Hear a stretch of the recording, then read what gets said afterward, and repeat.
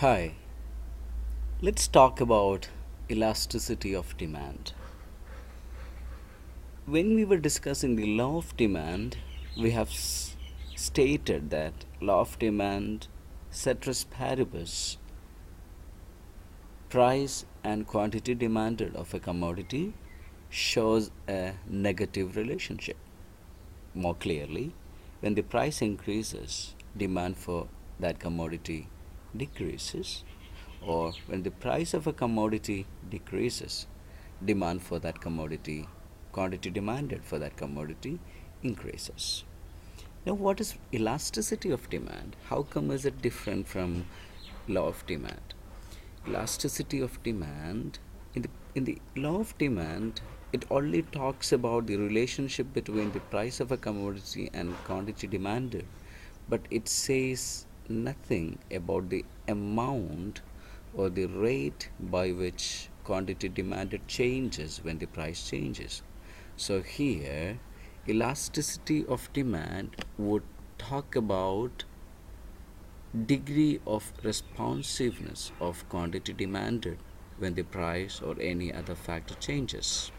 It gives us an idea how consumers respond to changes in the price when the income or of the consumer changes, or when the price of other commodity changes, or when the price of a commodity itself changes. So it tells us the amount or the rate of change in demand when there is a change in the price or any other factor. Examples for any other factors is income of the consumer, price of other commodity.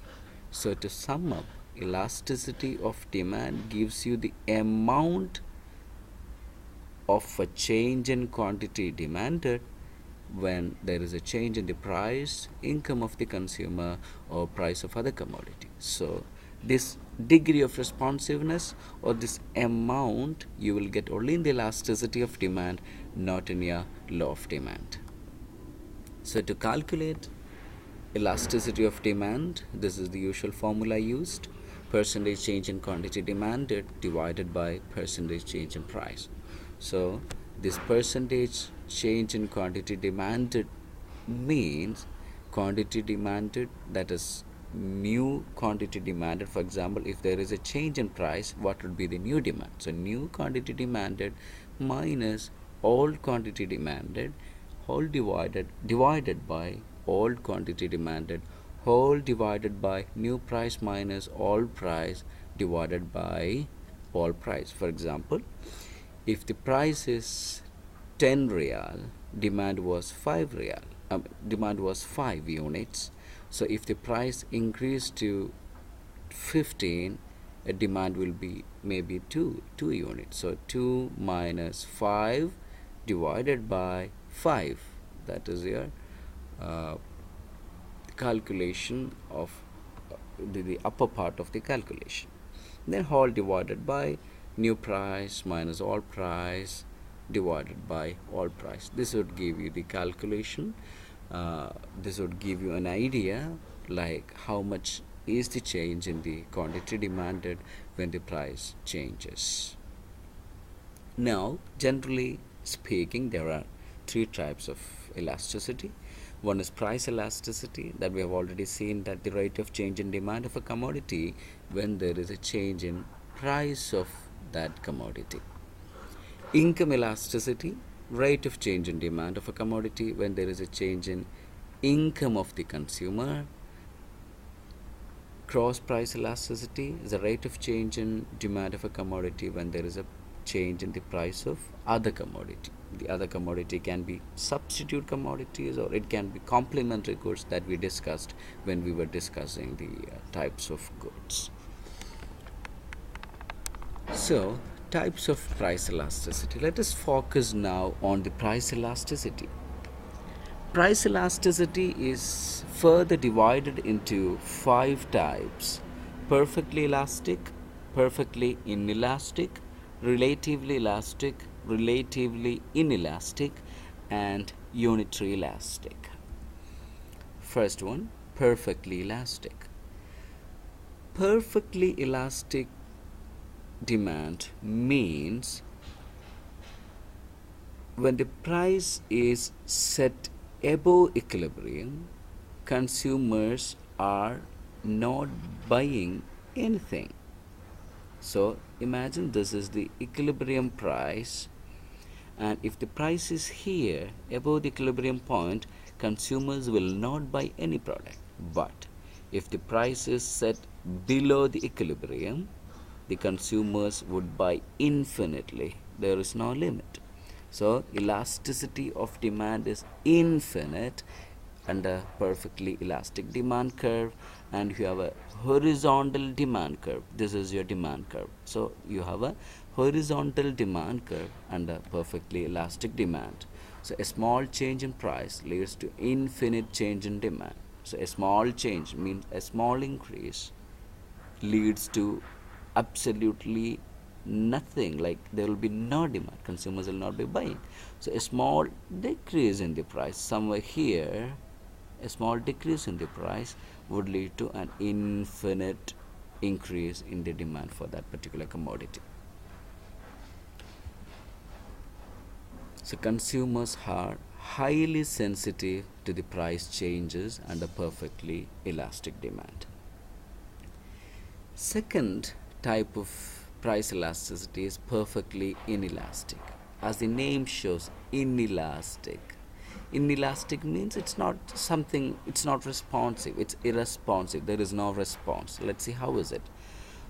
So here in the earlier example you had a horizontal demand curve, now you have a vertical demand curve, and elasticity of demand is 0 here. That means demand is not responding to price changes.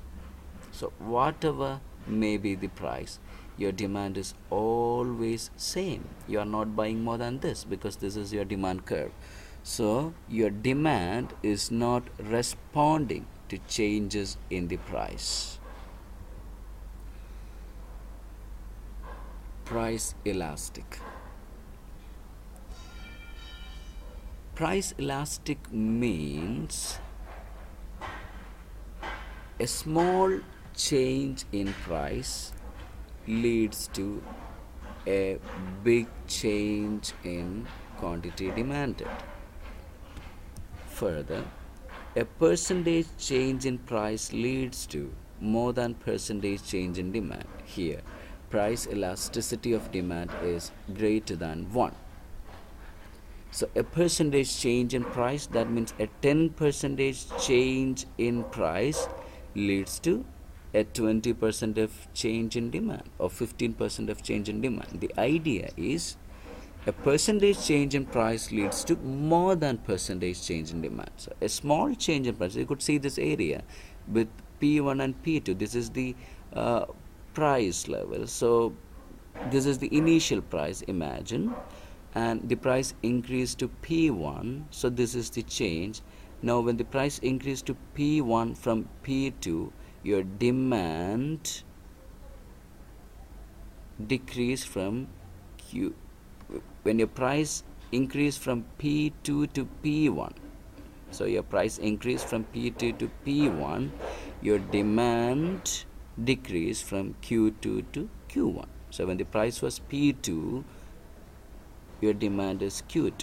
So when the price is P1, which is higher price, your demand is Q1. You could see that this change and this change is lesser and this change is more. So a small change in price leads to a more or a big change in quantity demanded. So here you have a more flat demand curve, which is close to horizontal, but which is a flatter demand curve. Now, price inelastic. On contrary to the price elastic, you have more kind of a steeper demand curve. See here you have a steeper demand curve. It's not flatter and it's not horizontal or it's not vertical. It's a steeper demand curve. How is it happening here? So imagine this is your price. P1 is your price, then Q1 is your quantity demanded. Now price decreased to P2. Generally, when the price decreases, your quantity demanded should increase. So when the price decreased from P1 to Q2, your demand increase from Q1 to Q2. You could see that this change is more and this change is less. So let's see, a big change in price leads to a small change in demand. So a percentage change in price leads to less than percentage change in demand. Here, price elasticity of demand is less than 1. So a person under the price inelastic demand, a percentage change in price leads to less than percentage change in demand, or a big change in price is causing a less change in demand.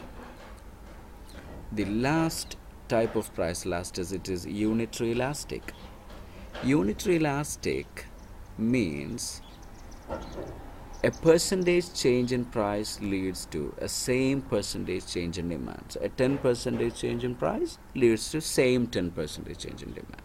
If the prices increase by 5%, demand would also decrease or change by 5%. So elasticity is equal to 1. Price elasticity of demand here is equal to 1. So we discussed price elasticity of demand becoming infinite under perfectly elastic. Price elasticity of demand becomes 0 under perfectly inelastic.